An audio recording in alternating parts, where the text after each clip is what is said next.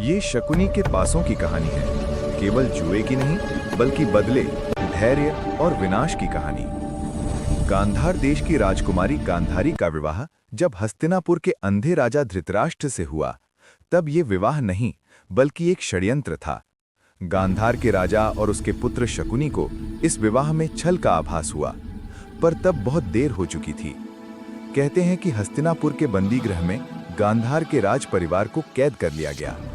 भोजन इतना कम दिया जाता था कि हर दिन केवल एक व्यक्ति ही जीवित रह सकता था।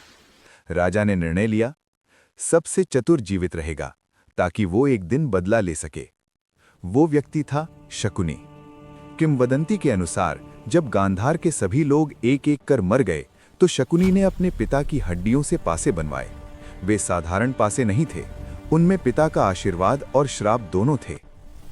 हे पुत्र, इन पासों से तू वही अंक लाएगा जो तू चाहेगा, और इन्हीं से कुरुवंश का नाश होगा। हस्तिनापुर आकर शकुनी ने दुर्योधन के मन में जहर भरना शुरू किया। वो जानता था पांडवों को युद्ध से नहीं, जुए से हराया जा सकता है। राजसभा में जुए का आयोजन हुआ। युधिष्ठिर, धर्मराज जुए में बैठे और पासे फेंटने वाला था शकुनी। हर चाल पहले से तय थी। युधिष्ठिर ने राज्य हारा, भाइयों को हारा, स्वयं को हारा और अंत में द्रौपदी को भी दांव पर लगा दिया। पासे हंस रहे थे। शकुनी की आंखों में वर्षों का बदला चमक रहा था। शकुनी जानता था आज नहीं तो कल इन्हीं पासों की गूंज कुरुक्षेत्र के रण में सुनाई देगी। और वही हुआ। जुए से शुरू हुआ अपमान रणभूमि में जाकर महाभारत बन गया।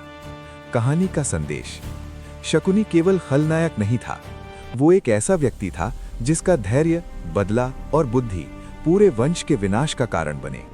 एक गलत निर्णय, एक छलपूर्ण खेल पूरे युग को रक्त रंजित कर सकता है। तो ये थी शकुनी के पासों की कहानी। इससे आगे जानने के लिए आप मेरे चैनल को लाइक, शेयर और सब्सक्राइब करें। धन्यवाद।